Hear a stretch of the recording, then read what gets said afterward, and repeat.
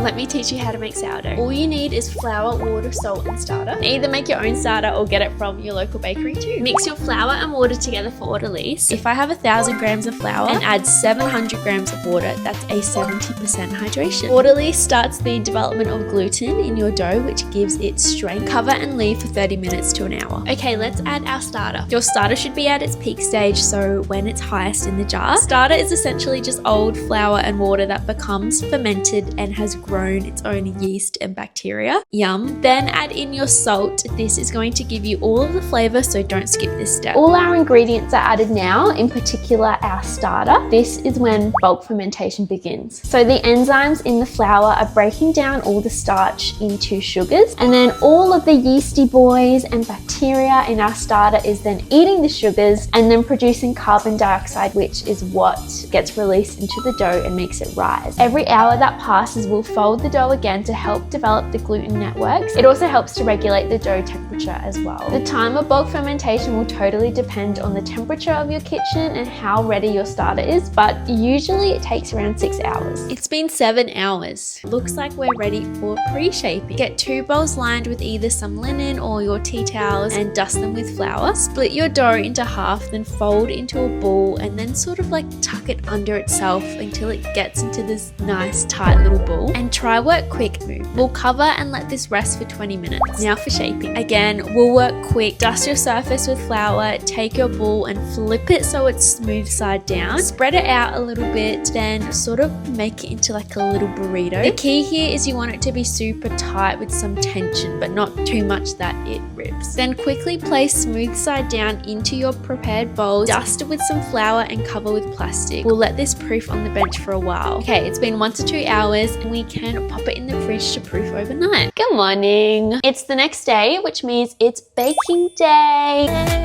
You will need a Dutch oven. Pop our oven on to preheat. Want it to be on its highest temperature. Pop this in there so that it can heat up in the oven as well. After I put the plastic on it, I let it sit on the bench for around an hour or 2 last night before popping it in the fridge. I just like to cut a little circle. So we want to flip it over. So now we want to score our bread, and scoring just puts a slit in the dough which gives it room to rise in the oven. I like to dust the top with some rice flour. So we want to take our Dutch oven out of our oven and pop our bread in there, put the lid on and chuck it straight back into the oven. After 20 minutes, all we're going to do is take the lid off and then keep it in the oven for another 20 to 25 minutes. Finally, after a day and a half, we've got some bread.